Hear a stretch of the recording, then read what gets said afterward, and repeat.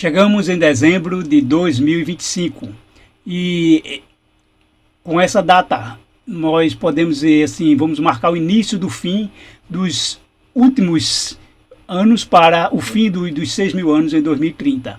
Então nós chegamos no ponto para o início do fim, na contagem final para o final dos 6.000 anos.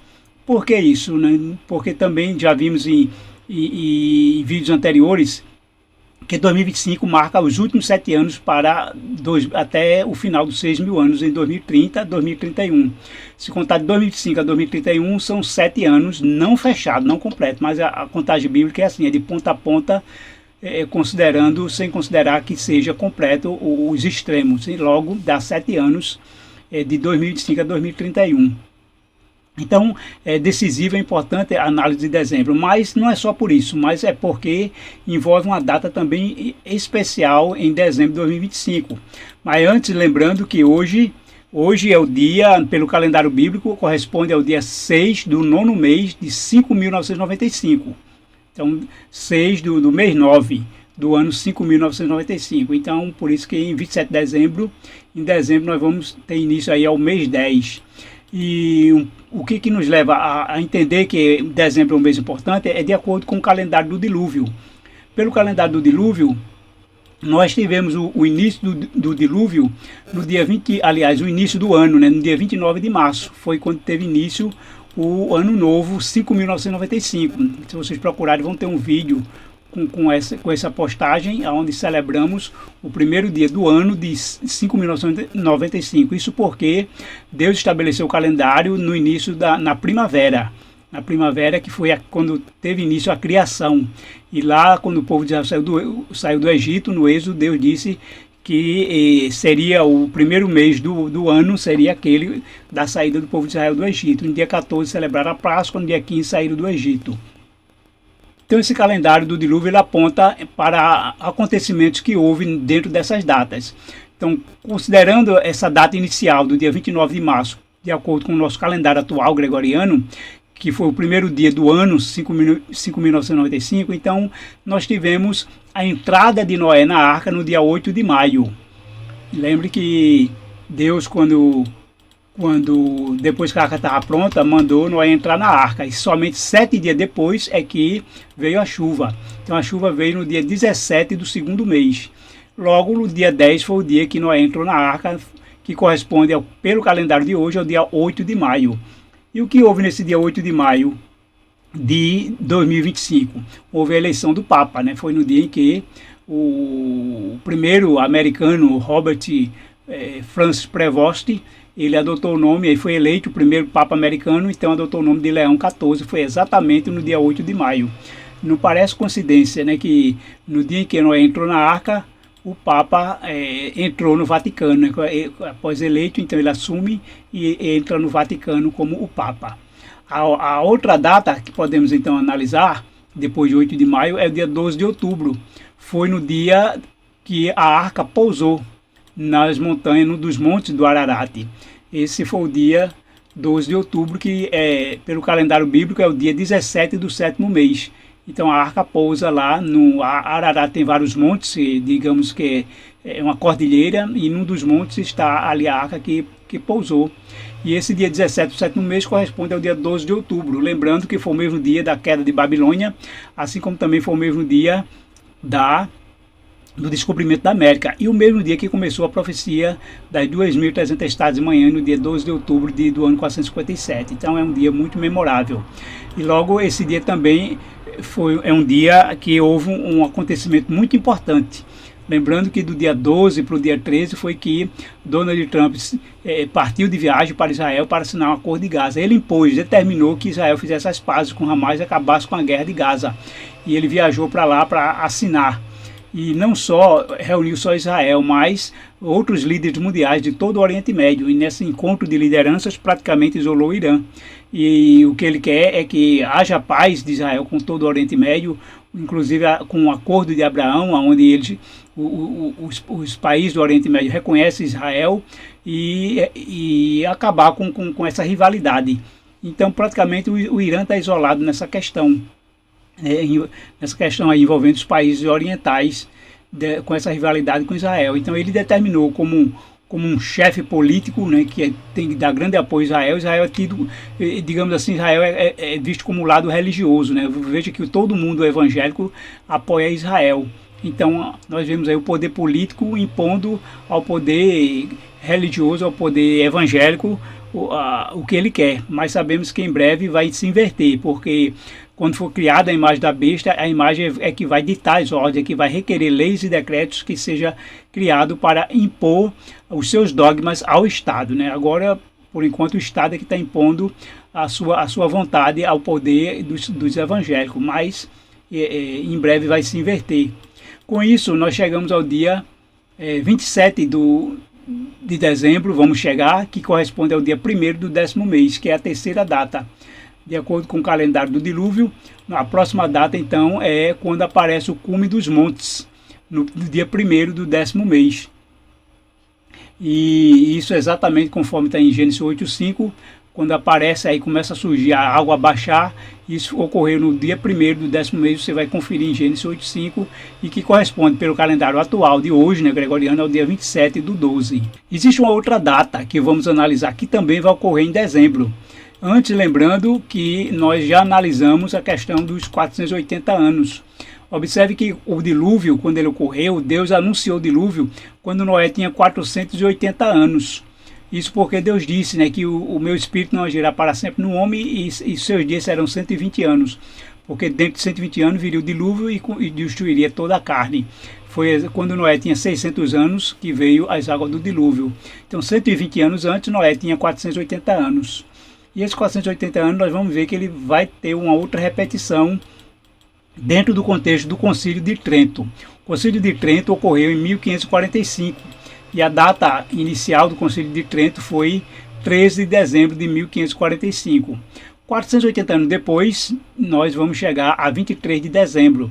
Por que não 13 de dezembro? Porque lembre-se que o nosso calendário sofreu uma supressão de 10 dias, quando o dia 4 de outubro de 1582, que foi numa quinta-feira, o próximo dia seria 5 de outubro, né, de 1582, mas em vez de 5 de outubro passou a ser 15 de outubro. Então houve uma supressão de 10 dias, e isso dá uma diferença de 10 dias no nosso calendário atual.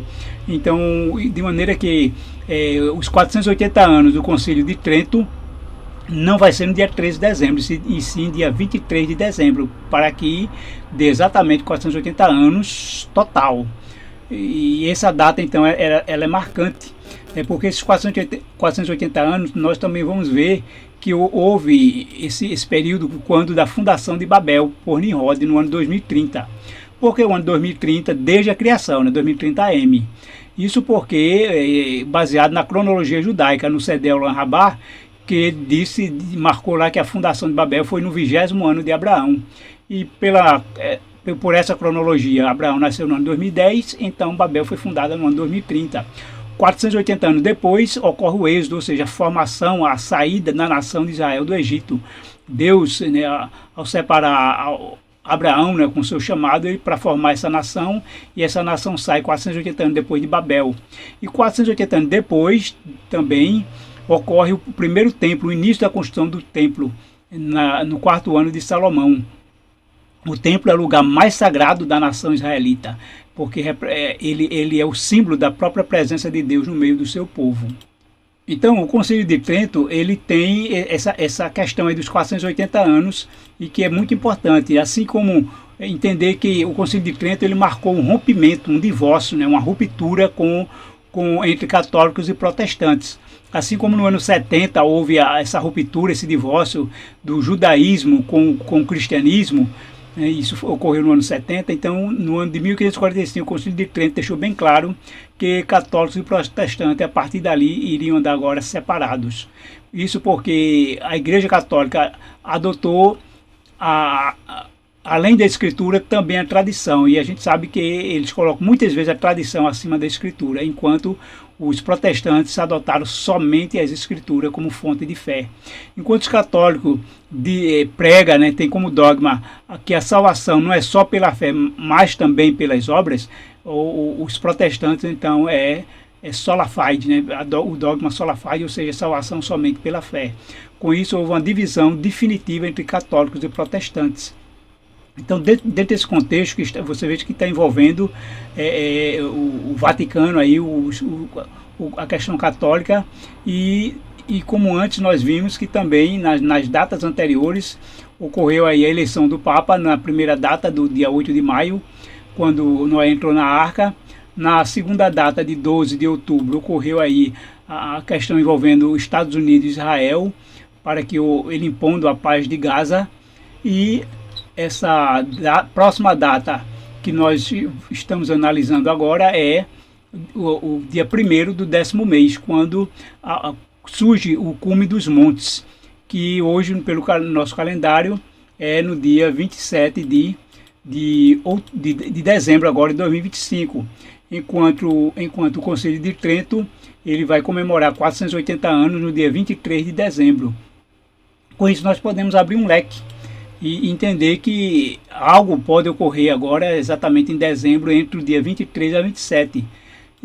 Podemos alargar mais, dar uma margem maior de 20 a 27, mas podemos deixar de 23 a 27. Esse é um período em que, veja que nas datas anteriores envolveu aí o Papa, né, a eleição do Papa, envolveu Israel, envolveu os Estados Unidos, e que também, quando nós colocamos a data aí do calendário de Trento, os 480 anos, envolve aí também toda a questão aí da Igreja Católica do Vaticano.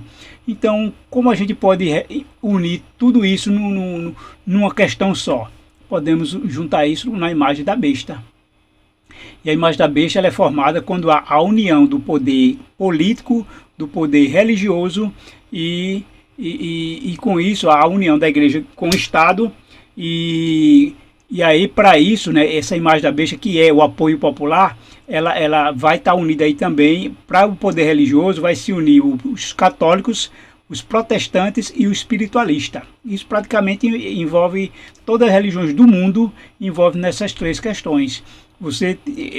Quando você junta católicos e protestantes, eles formam a mesma religião, o cristianismo. E quando você envolve o espiritualismo, envolve todas as demais religiões, elas são espiritualistas.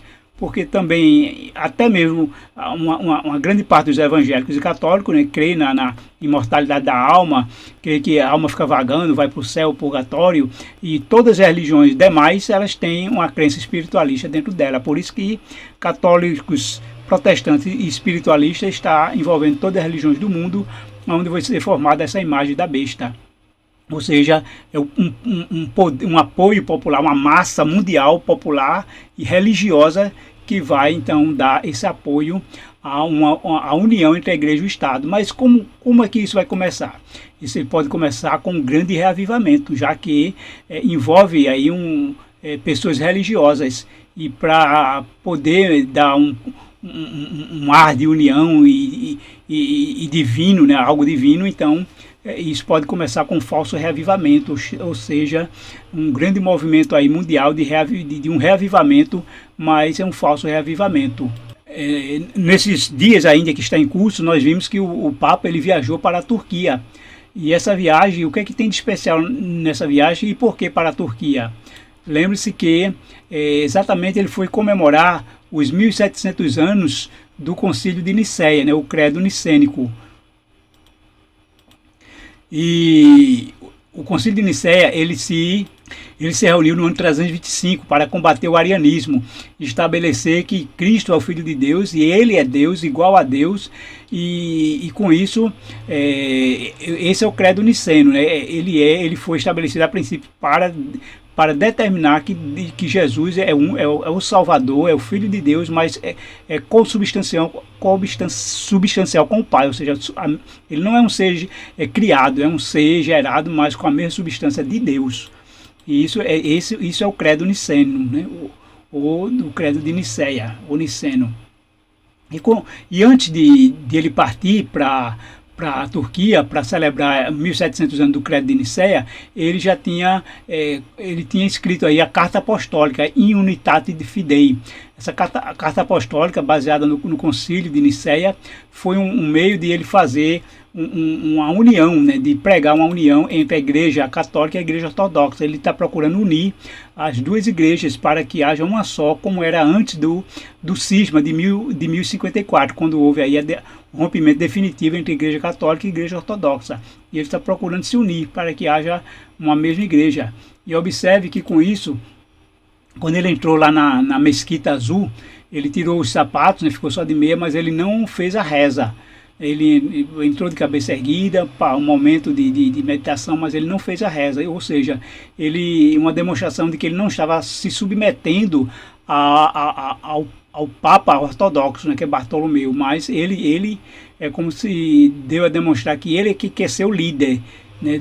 Nessa união entre as duas igrejas, ele assumir a liderança e ele não se submete, mas ele vai liderar. Essa é a intenção dele. E com isso, né, nessa formação da imagem da besta, nós entendemos que é um apoio religioso que vai dar o poder político. E esse apoio envolve um reavivamento, envolve aí orações, envolve a questão muito forte religiosa, porque a imagem da besta ela é feita com os protestantes, né, e católicos e evangélicos em geral, que dão esse apoio que vai fazer com que haja união entre a igreja e o Estado, e aí então eles vai ganhar um movimento mundial, vai ter, né, vai ter essa repercussão mundial, vai ter esse apoio mundial, e isso pode então vai redundar nessa união, né, que aí vai envolver os Estados Unidos por um lado, o papado por outro, e os Estados Unidos como um símbolo maior do poder político, o papado religioso, mas unindo também todos os católicos, protestantes, espiritualistas. E o início pode ser, como falei anteriormente, um falso reavivamento, um grande movimento, inclusive porque vai ser no período de Natal, né, um momento em que envolve aí um espírito, né, natalino, um espírito cristão, um espírito religioso, e nesse contexto, né, que pode envolver tudo isso. Vamos aguardar, mas dentro do que já ocorreu exatamente envolvendo as datas do dilúvio, então esse período de 20 ou 23 a 27 pode ser algo esperado no cumprimento profético, eu posso dizer assim, entendendo que não existe uma profecia de tempo, né, para essa época, mas o que nós estamos vendo são tipos e antítipos que se repetem, são